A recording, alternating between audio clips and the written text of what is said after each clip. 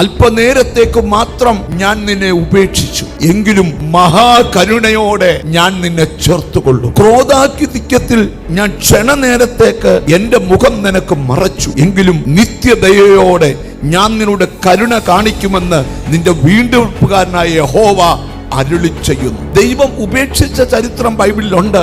എന്നാൽ അത് നിത്യമായി ഉപേക്ഷിച്ചതല്ല, തമ്പുരാൻ നിന്നെ ചേർത്ത് പിടിക്കുന്ന ചരിത്രവുമുണ്ട്. ഇസ്രായേൽ പറയുകയാണ്, അല്ലെങ്കിൽ സിയോൻ പറയുകയാണ്, യഹോവ ഞങ്ങളെ ഉപേക്ഷിച്ചിരിക്കുന്നു, യഹോവ ഞങ്ങളെ മറന്നു കളഞ്ഞിരിക്കുന്നു. ഒരു സ്ത്രീ തന്റെ കുഞ്ഞിനെ മറക്കുമോ? താൻ പ്രസവിച്ച മകനോട് കരുണ തോന്നാതിരിക്കുമോ?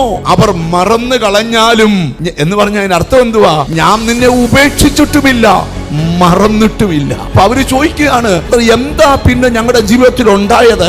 താഴത്തെ വാക്യത്തിൽ പറയുകയാണ്, നിന്നെ ഉപദ്രവിച്ചവരും നിന്നെ ശൂന്യമാക്കിയവരും നിന്നെ വിട്ടുപോകാൻ പോകുകയാ.